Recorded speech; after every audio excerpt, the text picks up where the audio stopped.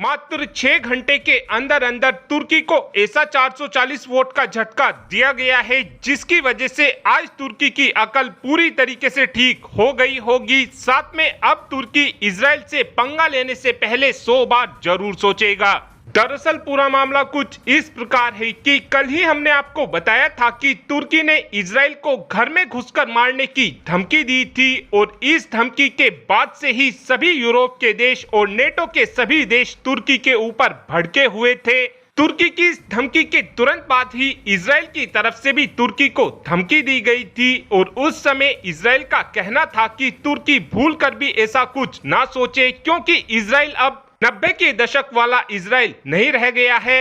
हमने जो हाल सद्दाम हुसैन का कराया था, अब ऐसा ही हाल हम अपने दम पर तुर्की के राष्ट्रपति यानी कि रेजेप तैयब एर्दोगान का भी कर सकते हैं। लेकिन आप सभी ये बात जानते हो कि इस वक्त तुर्की नेटो का मेंबर है, जिसका मतलब यह है कि अगर इजराइल ने तुर्की के ऊपर हमला कर दिया तो नेटो का आर्टिकल 7 एक्टिवेट हो जाएगा, जिसके बाद नेटो के सभी देशों को मजबूर होकर इजराइल के ऊपर हमला करना ही होगा।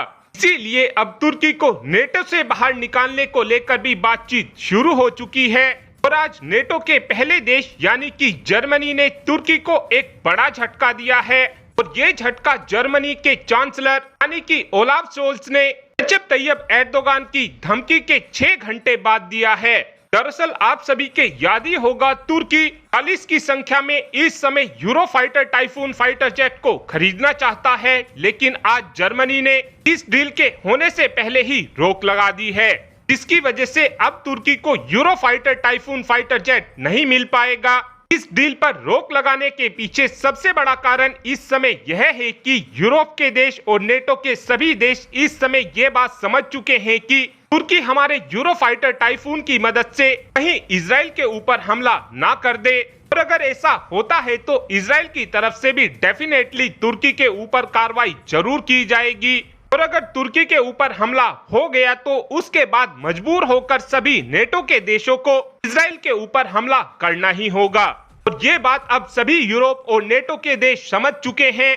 भविष्य में तुर्की ऐसा कुछ भी ना कर पाए, इसीलिए ही जर्मनी की तरफ से इस डील पर रोक लगा दी गई है और ये तुर्की के लिए अब तक का सबसे बड़ा झटका होने वाला है, क्योंकि तुर्की की मुद्रा लीरा पहले से ही लगातार गिरती जा रही है। इस समय इनकी वायुसेना की क्षमता भी लगातार गिरती जा रही है और अब 40 यूरोफाइटर टाइफून ना मिलने के कारण इनकी वायुसेना पूरी तरीके से धराशायी हो जाएगी। और अब आप ही कमेंट कर बता सकते हैं कि जर्मनी ने इस डील को रोककर सही किया, हाँ या फिर ना। इस बात का आंसर आप कमेंट बॉक्स में दे सकते हैं। Thanks for watching this video.